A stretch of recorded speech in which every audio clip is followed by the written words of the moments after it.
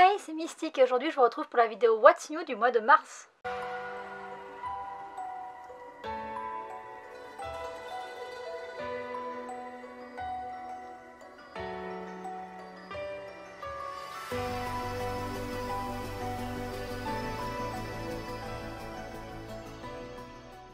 Comme chaque début de mois, je vous retrouve pour vous présenter les nouveautés mangas qui ont attiré mon attention pour le mois de mars. Ce mois-ci, il y en a encore beaucoup, donc je commence sans plus tarder et je vais commencer pour changer par les mangas qui sont republiés. Il y en a 3 ce mois-ci, il y en a 2 qui m'intéressent et un que j'ai déjà, mais comme j'en ai déjà parlé en vidéo, j'en profite et donc je commence par lui. C'est Princesse Kilala qui va être republié chez Nobidobi. C'était sorti avant chez Pika. J'en ai fait une vidéo de présentation au tout début de ma chaîne, j'en ai reparlé dans ma vidéo collection Disney sur les mangas qui parlent de Disney. Donc si ça vous intéresse, je vous mettrai les liens en barre d'infos, je l'ai présenté en long, en large, en travers, même si ça pique les yeux et que ça brûle les oreilles ou l'inverse, et si vous avez envie de savoir de quoi ça parle, vous avez qu'à aller voir ma vidéo de mes débuts, même si elle n'est pas terrible. Le deuxième manga, c'est Slam Dunk qui va être republié chez Kana. La série va faire 20 tomes et c'est un shonen incontournable qui parle de basket et d'amour. Donc c'est un garçon qui est amoureux fou d'une fille et elle est fan de basket et du coup il va se mettre au basket pour essayer de conquérir son cœur. Je sais pas beaucoup plus sur cette histoire parce que je l'ai jamais lu, mais faisant du basket quand j'étais jeune, j'ai bien envie de m'y intéresser.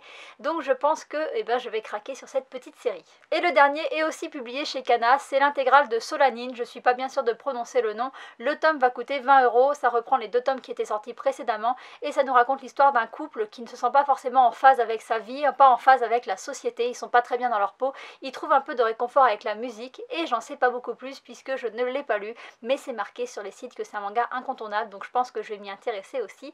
Et j'en ai fini avec les republications. Je passe maintenant aux mangas qui sont plus ou moins des suites que je fais déjà et je vais commencer avec le manga Globule, une vie de jeune lapin, qui est la suite de Globule, une vie de lapin.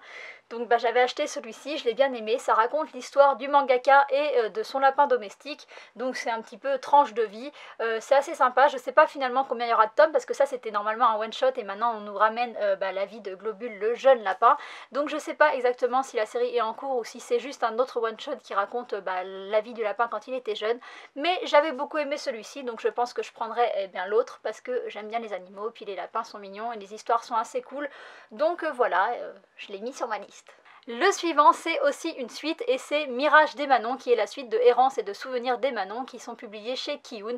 Alors normalement c'est des one-shots mais là il y en a 3 donc on peut plus vraiment parler de one-shot et donc je pense que c'est la suite de l'histoire précédente. Donc on suit en fait une jeune fille qui a un esprit qui est immortel et qui porte en elle les souvenirs depuis la naissance du monde et donc on suit un peu ses voyages, ses rencontres, etc. C'est un manga que j'ai beaucoup aimé donc je prendrai forcément la suite parce que je trouve que c'est très intéressant la réflexion qu'il y a dans cette histoire. Le dernier qui est plus ou moins une suite de série mais pas vraiment, mais vous allez vite comprendre quand je vais vous expliquer, c'est Genocidal Organ qui est publié chez Pika. C'est un seinen qui est terminé en 3 tomes et ça fait partie de la trilogie de Project Ito qui est un écrivain qui a fait 3 livres avant de décéder et dans ces 3 livres il y a The Empire of Corpse. L'histoire de Genocidal Organ c'est pas du tout la même que The Empire of Corpse mais comme c'est par le même auteur et que ça a été présenté comme une trilogie, je le présente dans cette petite catégorie. Donc je triche un peu, surtout que vous allez voir que l'histoire est vraiment différente. On est dans un monde qui est assez contemporain, c'est après les attentats du 11 septembre si j'ai bien compris, et il y a eu un attentat dans la ville de Sarajevo qui a rayé la ville de la carte. Après cet attentat, les grandes puissances comme les États-Unis vont devenir des sociétés ultra surveillées et elles vont même implanter des puces au sein de la population pour pouvoir mieux la contrôler. Le héros de l'histoire, c'est le capitaine Shepard, il fait partie d'une unité d'élite qui n'est pas l'unité spéciale pour les victimes de New York si vous connaissez la référence avec cette série. Oui, je sais, j'ai des goûts un petit peu litigieux en matière de série. Il fait partie d'une unité d'élite chargée d'éliminer les criminels de guerre, peu importe où ils soient dans le monde, et en fait on va suivre son histoire et un petit peu toute cette société dans le manga. Comme je vous l'ai dit, c'est très différent de The Empire of Corpse, mais ça a l'air très intéressant, il y a l'air d'avoir une grosse critique de la société, ce que j'adore dans les mangas, donc j'ai vraiment hâte de le lire. Et j'ai terminé de vous présenter les mangas qui sont plus ou moins des suites de séries, pas trop, voilà, on ne sait pas trop, mais bon, vous avez compris l'idée. Je passe maintenant au sujet que j'aime bien, et ce mois-ci je ne vous parle pas de nourriture, je vais vous parler d'animaux, puisqu'il y a pas mal de mangas qui parlent d'animaux qui sortent ce mois-ci. Il y a Globule, une vie de jeune lapin, mais je vous en ai déjà parlé. Je vais donc vous en présenter 2 autres. Le premier, j'en ai lu un extrait, c'est un one-shot qui s'appelle Un Shiba en plus, ça va être publié chez Soleil Manga et c'est un seinen qui nous raconte l'histoire de Shibako, une chienne Shiba qui ne trouve pas de famille d'adoption dans l'animalerie dans laquelle elle est vendue parce qu'elle a un physique vraiment très moche. Et du coup, comme personne ne l'adopte, je crois qu'elle a aux alentours de 1 an et ils sont obligés de brader son prix parce que personne n'en veut, mais même à bas prix, personne vraiment n'en veut parce qu'elle a vraiment une tête trop bizarre. Un jour, il y a une mamie qui arrive avec un assez sale caractère, elle veut acheter un petit bébé Shiba et elle va essayer de négocier le prix et puis la vendeuse va lui dire bah si vous prenez ce petit bébé Shiba, je vous fais un cadeau de 30 000 yens il me semble. Et en fait le cadeau, c'est Shibako et la mamie va repartir avec 2 chiens, ce qui explique le nom du manga, un Shiba en plus. Et cette mamie avec un sale caractère, finalement, est-ce qu'elle va pas bien s'entendre avec ce chien un peu rejeté? Je vous en dirai pas plus, mais je trouve que ce manga a l'air assez mignon et j'ai très envie de le lire en entier. Le deuxième, c'est Fait l'un pour l'autre des éditions Doki Doki, qui est terminé en 6 tomes et c'est un shonen et je l'ai déjà lu, donc je vais vous en parler un petit peu plus. Le personnage de ce manga, il s'appelle Kensuke et c'est un fanat de chat qui ne peut pas en avoir chez lui puisque toute sa famille est allergique. Du coup, pour assouvir sa passion, il va voir les chats du voisinage. Et le moins que l'on puisse dire, c'est que sa passion est vraiment dévorante. Dès qu'il a du temps, il va observer les chats, il a des carnets où il note ses observations, etc. C'est vraiment un gaga des chats. Un jour, une chatte qui s'appelle Tamako, qui l'avait aidé quand il était petit, va disparaître et il va se mettre à sa recherche avec une de ses camarades de classe. Il va faire la rencontre d'un homme mystérieux qui s'appelle Jin et qui semble communiquer avec les animaux et lui aussi, il est à la recherche de cette petite chatte. Ensemble, ils vont retrouver Tamako et Kensuke va se rendre compte que Jin a créé un art martial inspiré des mouvements des chats qui s'appelle le Byokendo, je suis pas sûre que je prononce bien, et il va demander à Jin de le prendre comme disciple et c'est cette histoire qu'on va suivre dans ce manga et franchement je l'ai trouvé vraiment trop cool, vraiment décalée et très marrante. Ce manga il m'a fait beaucoup rire, je le trouve vraiment rafraîchissant et je le recommande aux gens qui comme moi sont des gros fanats des chats, même si je pense que ça peut plaire à d'autres personnes parce que cet art martial est vraiment assez marrant à découvrir. J'en ai fini avec les mangas qui parlent d'animaux et je passe à un autre manga qui m'a été envoyé par la maison d'édition Vega, Le bateau de Thésée, qui est un seinen en cours avec 6 tomes. Comme le manga précédent, je l'ai déjà lu et j'ai vraiment eu un gros coup de cœur pour l'histoire. Le personnage principal de ce manga, depuis qu'il est né, a eu une vie vraiment très difficile puisque juste avant sa naissance, son père a été condamné pour l'empoisonnement de 39 personnes et sur les 39, il y en a 21 qui sont mortes, donc pour 21 meurtres.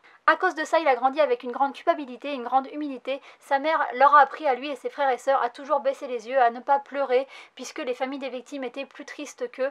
Il a déménagé à chaque fois que les gens se rendaient compte qu'ils étaient de la famille de cet assassin, et il changeait d'école, il changeait de ville.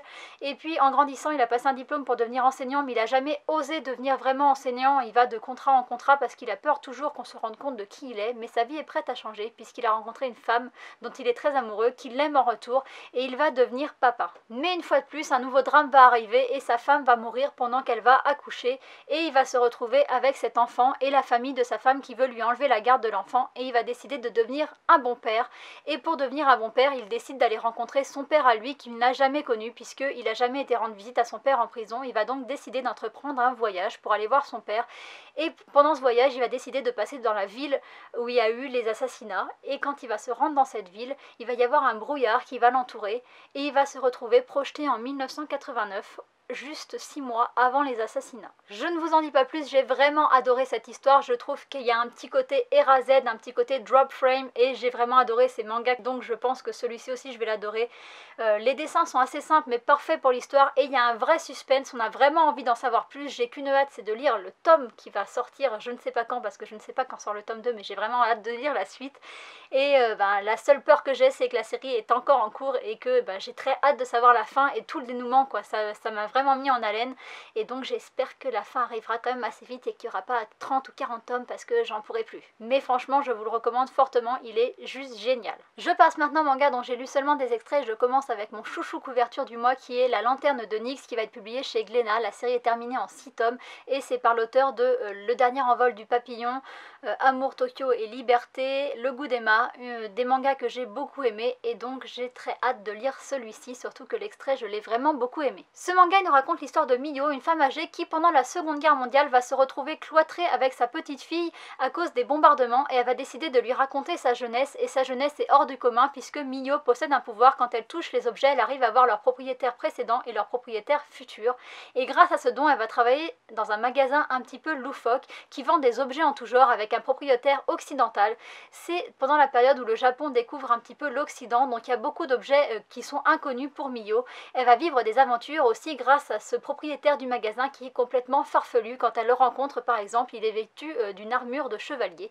Donc voilà, c'est un peu un manga qui a l'air un peu fou, un peu loufoque avec des très beaux dessins et je trouve que j'avais adoré ses précédentes histoires, comment elle les raconte, comment elle amène les choses et là c'est en 6 tomes donc les autres c'est des one shot donc je pense que l'histoire peut être très intéressante et j'ai vraiment hâte de le lire, j'ai vraiment beaucoup aimé cet extrait. Le suivant aurait pu aussi être un chouchou couverture mais je ne peux en choisir qu'un, c'est Magus of the Library qui qui va être publié chez Kiyun dans leur collection Kizuna. C'est un seinen qui est en cours avec 2 tomes. Le personnage principal de ce manga s'appelle Shio, c'est un jeune garçon qui est persécuté dans son village à cause de 2 choses. D'une part, son physique hors du commun, il a des oreilles en pointe, une couleur d'œil différente.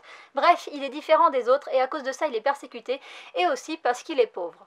Son refuge, il le trouve dans les livres qu'il dévore avidement et grâce auxquels il a l'impression de vivre des grandes aventures.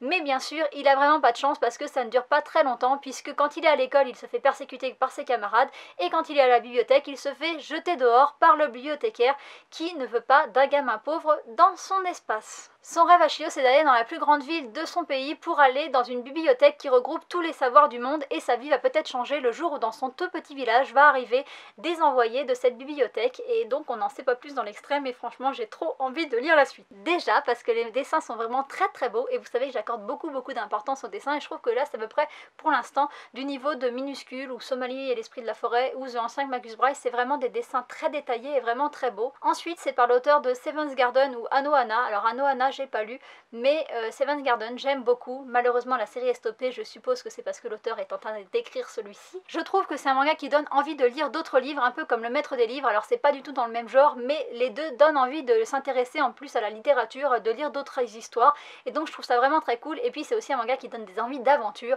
Bref, j'ai adoré l'extrait et donc j'ai très hâte d'avoir le tome entre les mains. Le suivant, j'en ai aussi lu un extrait et ça aurait pu être mon chouchou couverture numéro 3 si j'avais un classement des chouchous couverture, parce que je trouve que la couverture est elle aussi très belle. C'est It's My Life qui va être publié chez Ototo. La série est terminée en 11 tomes et c'est un shonen. Oui, je sais, je suis tarée avec mes chouchous couvertures, mais franchement là les 3 couvertures sont vraiment très belles. Ce manga il nous raconte l'histoire d'Astra, un jeune homme de 35 ans qui est un ancien militaire qui a décidé de prendre sa retraite dans un petit village reculé, dans une petite maison reculée, parce qu'il n'aspire qu'à une seule chose, la tranquillité.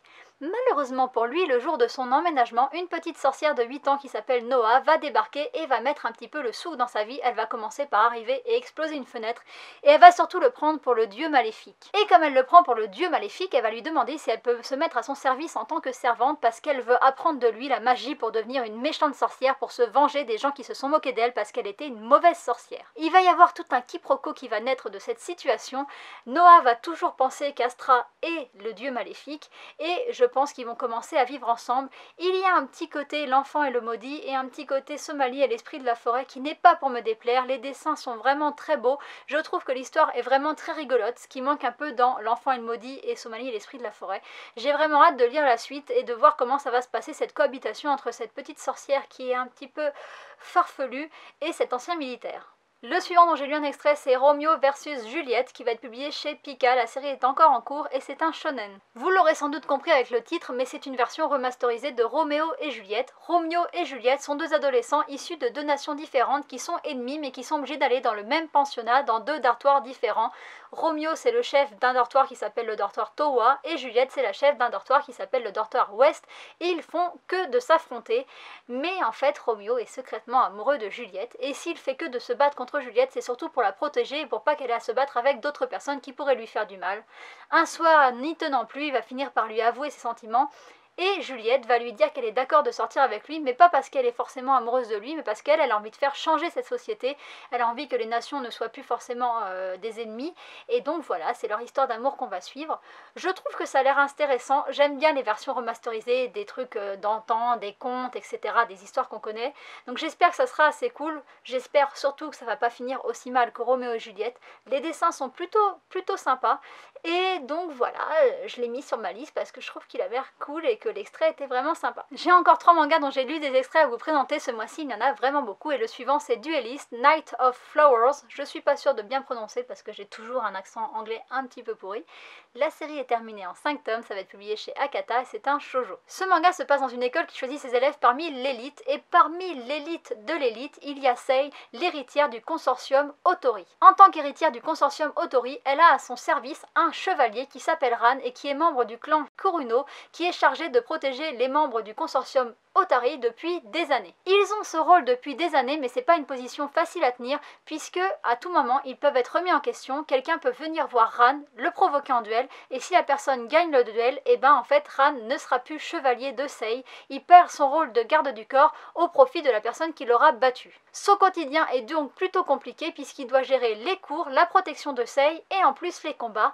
Et en plus de ça, il a un secret qu'il doit cacher à tout le monde, et je vous dirai pas ce que c'est, on le sait très rapidement dans l'histoire, mais je vous garde la surprise, et du coup, son quotidien est un peu compliqué, et j'ai trouvé que l'extrait que j'avais trouvé sur internet était plutôt sympa, ça m'a rappelé un petit peu Shinobi Quartet que j'avais beaucoup aimé, enfin que j'ai beaucoup aimé parce que c'est encore une série qui est en cours, et donc du coup ça m'a donné envie d'en savoir plus, en plus c'est par l'auteur de Game Entre Nos Corps que j'aime beaucoup, donc je pense que j'achèterai ce tome 1 parce que j'ai très envie de savoir de quoi l'histoire va parler et comment ça va se passer par la suite. Avant-dernier manga dont j'ai lu un extrait, c'est Hell's Paradise qui va être publié chez Kazé. La série est en cours avec 4 tomes et c'est un shonen. Ce manga se passe au Japon pendant la période Edo, à l'époque des samouraïs et des ninjas. Le personnage principal de cette histoire s'appelle Gabimaru et c'est le plus puissant shinobi de son époque, mais il croupit actuellement en prison où il a été condamné à mort et il semble résigné à mourir, enfin pas tout à fait, puisque à chaque fois qu'on essaye de l'exécuter, il se sert de son pouvoir de shinobi pour ne pas mourir. Et pourtant je peux vous dire qu'ils y mettent du leur pour essayer de le tuer. Ils essayent de l'écarteler, ça marche pas, ils essayent de le brûler sur un bûcher, ça marche pas non plus, et tout ça, ça va attiser la curiosité d'une envoyée du shogun qui va venir assister aux exécutions. Elle va regarder comment ça se passe et elle va finir par mettre Gabimaru en face de la vérité. Il n'a pas vraiment envie de mourir, et s'il n'a pas envie de mourir, c'est par amour, et du coup elle va lui proposer un contrat. Elle lui retire toutes les condamnations qui pèsent sur lui et il pourra retourner vivre auprès de celle qu'il aime si il se rend sur une île mystérieuse qui est censée renfermer le secret de l'immortalité. Franchement, on n'en sait pas beaucoup plus dans l'extrait, mais ça donne vraiment envie de savoir la suite, ça a l'air trop cool, les dessins sont quand même sacrément beaux et j'ai qu'une hâte, c'est de lire la suite. Je passe au dernier manga dont j'ai lu un extrait, c'est Mary Graves qui est en cours avec 4 tomes, c'est un shonen qui va être publié chez Kana. Ce manga il se passe dans un monde qui a été ravagé par les monstres et les démons et qui a presque causé l'extinction de la race humaine qui survit tant bien que mal. Au milieu de ce monde dévasté, Sawyer, un homme mystérieux, se balade de ville en ville avec un étrange cercueil sur le dos et il semble être doté d'une force spectaculaire. Et très vite, on va avoir la réponse à nos questions. Qu'est-ce qu'il y a dans ce cercueil? Eh ben c'est le corps de sa femme Rosalie. Pourquoi il voyage de ville en ville? C'est pour réunir les ingrédients pour concocter une potion pour ramener sa femme à la vie et je vous laisserai découvrir la raison pour laquelle il a cette force incroyable. En lisant l'extrait, j'ai trouvé que c'était une histoire très intrigante qui n'a rien à voir avec le voyage de Kuro à part le fait qu'ils se baladent tous les deux avec un cercueil sur le dos. C'est le seul point commun parce que je trouve que cette histoire un petit peu d'amour qui veut dépasser la mort, eh ben, elle est très belle. Et puis Sawyer, c'est un personnage très mystérieux qui a titillé ma curiosité, donc j'ai hâte de lire ce tome 1. Et j'ai enfin fini avec les mangas dont j'ai lu un extrait. Il me reste 3 mangas dont j'ai pas lu d'extrait à vous présenter en me basant seulement sur la couverture et le résumé, comme d'habitude. Le premier, c'est Les Jours Heureux, c'est un one-shot qui va être publié chez Nobinobi au prix de 13,50 €. Franchement, on ne sait pas beaucoup de choses sur ce livre, le résumé est vraiment très court, donc ce que je vais vous dire maintenant, c'est ce que moi j'ai interprété par rapport au résumé, mais je suis pas sûre à 100% d'avoir raison. Je pense que ça nous raconte l'histoire d'un frère et d'une sœur qui se baladent en ville pendant la période de l'éclosion des cerisiers et qui se remémorent les jours heureux qu'ils vivaient quand leur mère était encore vivante, et ça c'est mon interprétation personnelle parce que c'est pas dit comme ça, donc je sais pas si j'ai raison, donc je feuilletterai le livre avant de l'acheter pour savoir si j'ai raison. J'en reparlerai sur Instagram pour vous dire si j'ai raison ou totalement tort. Pour l'instant je ne peux pas vous en dire plus, mais c'est un livre qui m'intrigue beaucoup. Le deuxième, c'est un one-shot qui s'appelle Quand la neige m'appelle, qui va être publié chez Château Château. C'est un seinen qui reprend le mythe de la femme des neiges, qui est un mythe japonais qui dit que quand il neige beaucoup, des fois quand il y a des tempêtes, une femme apparaît et qu'elle vient prendre la vie des hommes. On n'en sait pas beaucoup plus, sauf que c'est une version remasterisée, un peu plus moderne, et je vous en ai déjà parlé en fait de ce mythe dans Snow Illusion quand je l'ai présenté, c'est un one shot, et aussi grâce à Freaky Girl puisqu'il y a une fille des glaces dans ce manga aussi, donc c'est un mythe qui est beaucoup repris, qui est très connu au Japon, et donc j'ai envie de m'y intéresser aussi parce que j'aime bien aussi toutes ces histoires de mythes et de versions remasterisées, un petit peu comme Roméo et Juliette, voilà. J'aime bien en fait voir et découvrir un peu la culture japonaise aussi par ces mythes, et par ces mythes remasterisés aussi, c'est assez cool. Le dernier que je vais vous présenter aujourd'hui parce qu'il n'y a pas de liste secondaire, c'est Persona 3 qui va être publié chez Manabooks. C'est un seinen qui est fini en 11 tomes. A la base, Persona 3 c'est un jeu vidéo RPG qui avait cartonné à l'époque où il est sorti. Moi je le connais pas du tout et du coup ce manga nous raconte l'histoire de ce jeu vidéo. Et l'histoire, c'est l'histoire de Minato, un adolescent qui va intégrer un nouveau lycée dans lequel il va être pensionnaire. Il va très vite se rendre compte que la nuit il se passe des choses bizarres, surtout quand approche minuit et la 25e heure. Et dans ce que j'ai trouvé, on n'en sait pas beaucoup plus. J'ai fait des recherches un peu sur le jeu vidéo et je vous avoue que ça m'a donné envie de jouer au jeu vidéo. Mais il est sur PS2 donc il est quand même assez vieux, donc je pense que j'y jouerai jamais. Mais je trouve que l'histoire du coup a l'air cool et ça va être un bon moyen de découvrir tout l'univers autour de ce jeu vidéo. Si je peux pas y jouer, autant lire le manga. Et j'ai fini de vous présenter les mangas pour ce mois-ci. Comme j'ai déjà dit, il n'y avait pas de liste secondaire, mais je vous ai présenté quand même 19 mangas, ce qui fait beaucoup. Il y avait quand même beaucoup de belles sorties ce mois-ci. J'espère que ça vous en aura fait découvrir certaines. Si j'ai oublié des choses, n'hésitez pas à me le dire en commentaire. N'hésitez pas aussi à me dire ce que vous avez repéré. Et puis la vidéo est finie. Je vous dis à bientôt pour une prochaine. Bye bye.